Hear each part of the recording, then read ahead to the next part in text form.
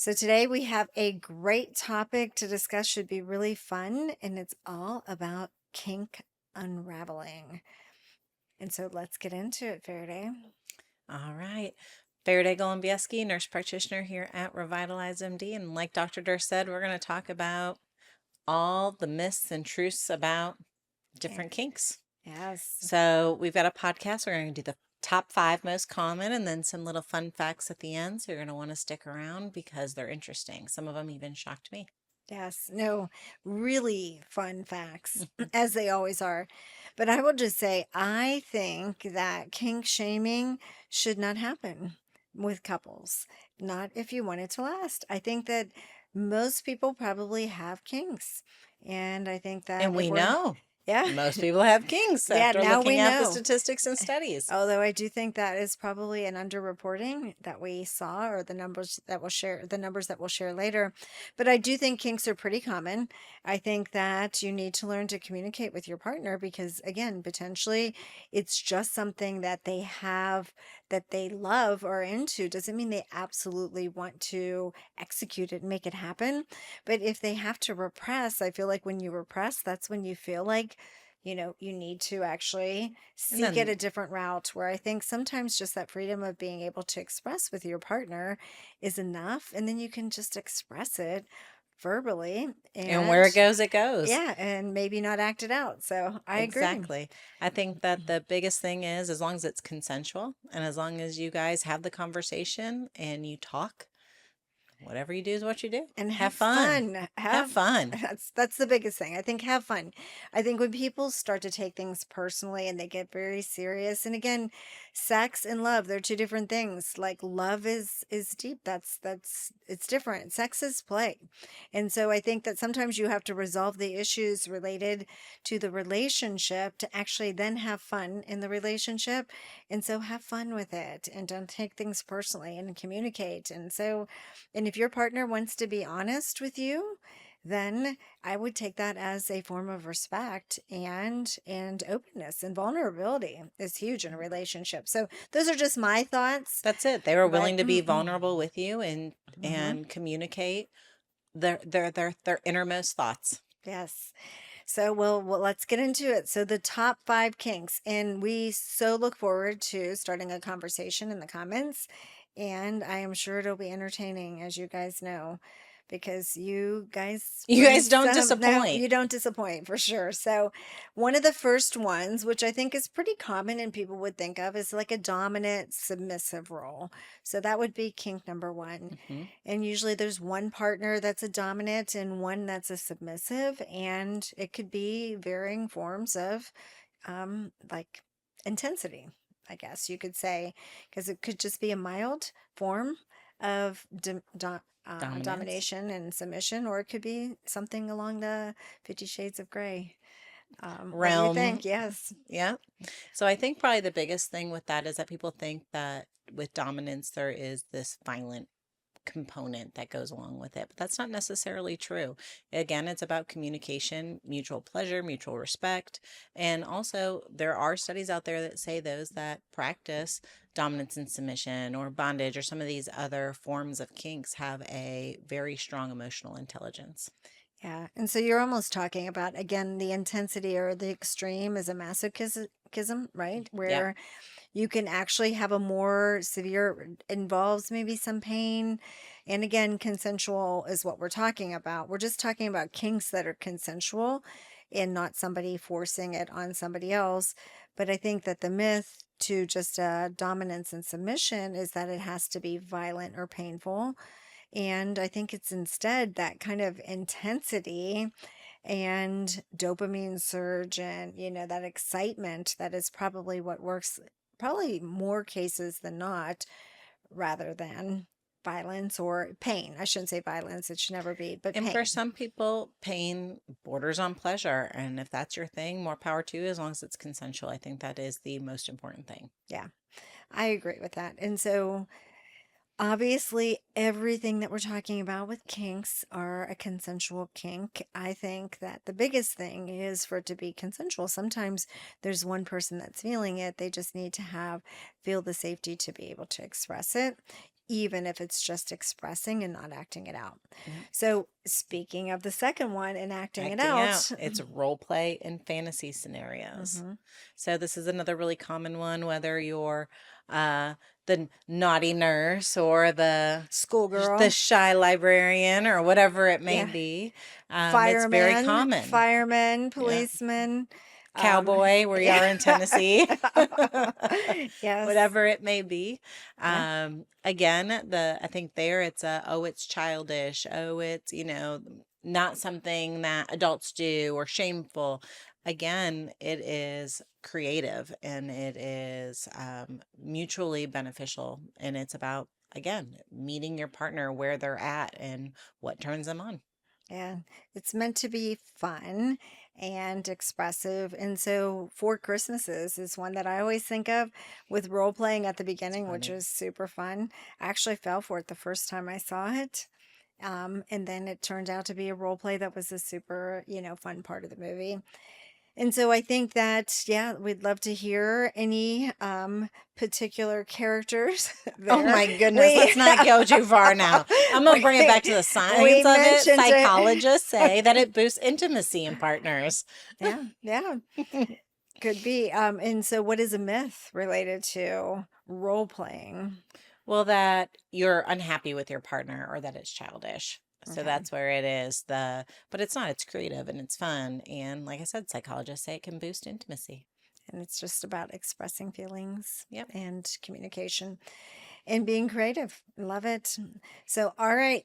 Another one top of the list, which I know nobody's going to be surprised by either. Bondage and restraint. hmm I think it kind of goes back to our first one. Typically, it all kind of falls under one category of BDSM. This kind of broke them out into two separates of that dominance, submission, and then bondage and restraint. But again, same thing, that it has to be violent or a negative experience. But as we discussed already, it is not. And maybe just to keep it safe and consensual, a little safe word just to But get you out of there's a it. lot on in studies talking about safe words and that it is a sign of sexual maturity. Again, back to that emotional intelligence and knowing, okay, we do have limits and we need to be responsible about this. And that way nobody gets pushed further than what they want to do. Yeah. No, I think those are great ideas. So dirty talk and verbal play. So would love to hear, input from both sides in this, whether dirty talk is always something that is liked and enjoyed or not. I think I've heard both. And Um, we earlier in prepping for the podcast, sexting came up. Now we got to take that into play, right? We talk about dirty talk and we talk about verbal play. Well, now sexting is also a thing that is more common. Yeah, I have a really funny story about that. Ooh, Yeah, it was a do share. patient that so we'll say that for the very end, but it's related to sexting and it was Delayed feedback about gratification and it a right on delayed gratification. at its finest right here. Masochism at its finest. I'm delaying your gratification. Damn it, And Dad. then I know.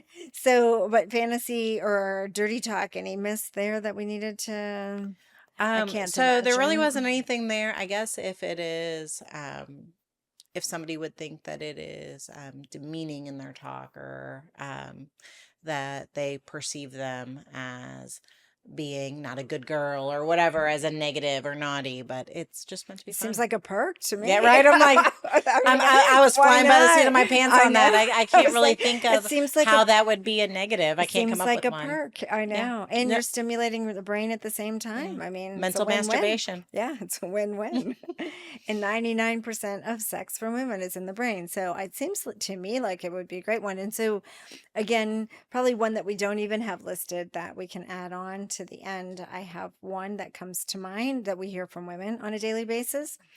But sensory play is another one for women and, considered a kink, but I don't really think that's a kink. I think that's pretty common with women Yeah, but I that, guess it would be like the wax, right? So sensory could oh, be temperature, okay, hot, cold. It's not just feathers or whatever you were thinking, touch. massage or touch. Yeah. So it can also be along Mm. those other lines.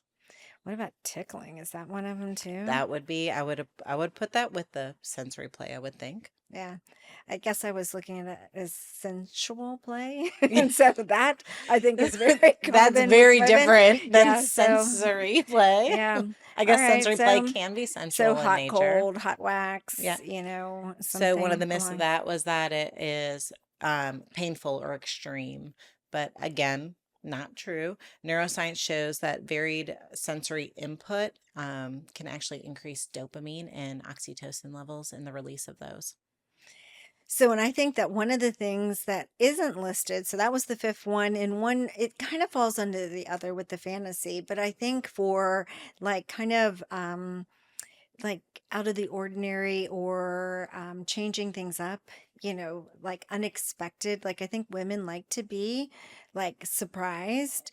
They like things out of the ordinary, not the usual, they get bored. I think men can get bored Entertain too. us is what she's Yes, saying. entertainment. And that's I have nothing else to say. It's Done. You're entertainment. welcome. Women love to be entertained. I love to be entertained. So like that is probably key. Like just being Yeah. entertained. Keep it fresh, exciting, new. And so fantasy kind of comes into that as But I well. think kind of all kinks kind of fall under that. I think that's kind of why they become kinks. It's something new, it's something different, it's something exciting, it's something stimulating for the brain, for the body, for Unless the if it's the same kink over and over again, That's then it true. could get boring too, I mean, right? who knows? But maybe Yeah. somebody So out there is just like, oh changing it up. no. Yeah. Maybe someone's like Dr. Durst. I disagree. I like this and I like it every day. Yeah. Well, You I never know. always thought that with the 50 Shades of Grey, that literally women would be offended. And I think we've talked about this on other Mhm. podcasts, but I think that women would be offended by that because it was just out there at the time.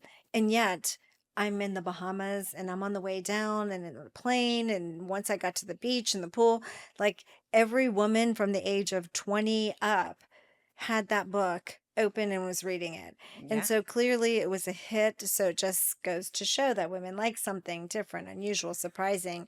They can get bored.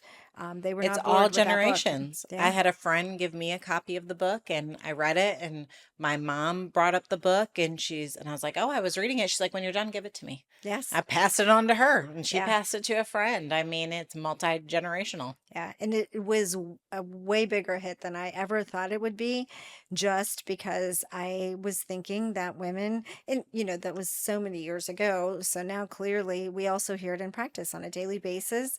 And women like to be, they like to be Stimulated. entertained, Yeah, and entertained. entertained. But And that so, goes to our first fact is that over 65% of people have kinky fantasies. yeah. Yeah. So that That's, just shows that's why it took off. yeah. Over 65% of people. So that was one of the fun facts, over 65%, but I still think that's a low number. It seems to me like, so 65% seems like a high number, but don't you feel like that's still a little unreported that So, I mean, considering but then you all got to go into kinks? like the survey. Like, did it specify what type of kinks? Yeah. I think that's such a broad area that it would be higher unless it was something a little bit more focused. Like, if the survey was on BDSM and foot fetish. I don't know if it had something specific that it Yeah. was asking. It doesn't Yeah. really, sometimes these surveys don't give you a lot of the background information. Yeah. But it was this one particular though, was the Journal of Sex Research. So I would assume that it was but I need to go in and look at it and see. Yes. No, we'll look at it and we'll let you know. Because again, kink, some people might not to like and might not want to think of themselves as a kink, like so they could potentially like dirty talk, but they don't think of that as kinky, right? And Exactly. I think so, it's so broad. yeah, Like, I guess when I think of kink, I think of things that are outside of my norm. Right? I think that that's kind of the perception is that if I asked you what you thought a kink was, or I asked our camera guy a kink, right? We're going to think that anything kinky is outside of what we do. We wouldn't yeah, think that our norm is kinky necessarily. yeah, yeah, true. So it depends on the survey. I We'll have think to that deep it, dive yeah, into it because I would think that almost everybody has a kink of some sort.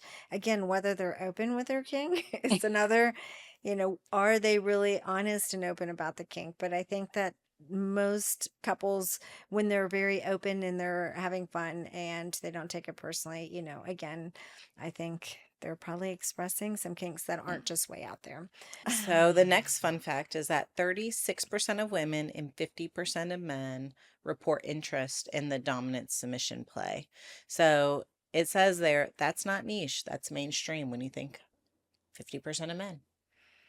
It's a Yeah, big, these are big that numbers. that's a So big that's number. why that also, as we go through some of these facts, why we think that 65% is probably a little low. Yeah, no, I agree. I would agree with that. So fetishes for feet, role play and bondage. So basically they were saying the foot fetish occupies the same area of the brain. Yeah, as genitals and in the cortex, Hmm. which is crazy because we also know nipples do too. Yeah. Yeah, we're going to look into again when we do kind of common stuff such as this and fun facts, we run across some things that I actually would love to look at that And dive more. in a little bit more. Yeah, into the Yeah. neuroscience behind a foot fetish. Just go Yeah. figure. I mean, well, What what's is it? interesting is that so feet, role play, and bondage, they were the most common kinks across all genders. But then when they broke that down, foot fetish is the most common globally. Hmm. And it says that it could be linked to brain mapping. So that's crazy. Hmm. Like, so that would be one that when we talk about how it relates to the brain and kicks the same activation as, you know, genital play. Well, they It's didn't look crazy. into that in the Johnson and Masters study, They did they? didn't, but that is a great podcast. Yeah. Side note, Yeah. sexual arousal cycle. Watch it. Yeah. Very interesting Yeah. stuff there for sure. So, and basically, third of people have tried some kind of bondage or submission dominance, masochistic type of behavior. Again, that was more of the bondage That and BDSM, yeah, where more it's umbrella broad. Yeah. term of many things, which you Yeah. kind of listed individually. Yeah. So, and a third of people, so Mhm. 1 in 3 actually have done one of those, the BSDM, BDMS is whatever it is. Too BDSM. many letters for me. So, and then again, And the then they next one was report interesting. enhanced intimacy and a better relationship. With those practices, but you would gotta think that probably you got to build trust with it. It probably does play a huge level of trust. Well, definitely patients, or not patients, but people that are on, like that have on the kink spectrum, which and in my I like that. The kink in spectrum. my opinion is just We're about all on the kink everyone. spectrum. It We're just all, depends on what side of that yeah. spectrum we're I on. mean, I think we're all on the kink spectrum, but have higher communication scores, Yeah, and across the better board. relationship, satisfaction. And so again, if you're on the kink spectrum, those are benefits of that. And that's a fact from the Journal of Sexual Medicine Yeah. is Yeah, better no. communication. And relationships. Yep. And so anything else? Did we miss anything? Is just better hormone release, different things such That as was the last dopamine one and is the neurochemicals, the dopamine, the endorphins, the oxytocin that these kinks can release in the it's brain. like that excitement again. Yep. And so even that delay and that masochistic type of like where it's delay and pleasure, it's like that dopamine waiting for the reward, but not yet getting it. So a big dopamine release. But well, back to my funny story because I won't Yeah. forget. So we do hormone, optimization in men and women. And so one of the things that I will read in books on sex, especially sex with aging, is that vaginal dryness has to be a thing, and that's not the case at all. We not only do hormone optimization, but we'll do regeneration with vaginal lasers. And so lubrication is not an issue if you are doing Optimally all horm. the things. Yep. Yes. So, anyhow, one of our patients, and I was basically requesting a lot of our female patients, I'll have them write, like me a letter of something. We'll go into it a different day, like something with, an experience they would like to share related to hormones or otherwise. And so the one was saying that she was going to write me a letter because she was basically upset with me because she had broken up with her boyfriend. Now she was with a new, or she was texting back and forth with somebody that she used to be in a relationship with, and that I didn't warn her that the vaginal lubrication would be so much better with the hormones, in that she was sitting there, she had a dress on that would obviously you'd be able to see with any kind of moisture if you spilled something, Oh, I know where this is and going. that all of a sudden she got like a sexting text from the new potential, Mhm. that she was going to see that weekend, and that suddenly she had to walk out of the office or work. She was at work when this happened, and that she had a dress on, and it was so obvious, and that I didn't warn her that the vaginal lubrication. So I basically was like, so wait a minute, you were going to send me a letter like, dear Dr. Durst, I'm pissed because you didn't You warn me. fixed my vaginal Yeah, because you dryness. fixed my vaginal dryness. So anyhow, those are the conversations and the fun conversations that we have. So I can take that one if she was mad at me because the lubrication was back. So, but she wasn't expecting that just from a text But I either. mean, it's a kink. 99% of sex for women is in the brain. So that guy was staying in her head for sure. So, anyhow, let us know what you think about the kinks, if you have one that we didn't mention. And again, we are willing to deep dive into obviously anything sexual wellness and wellness. And thanks for listening.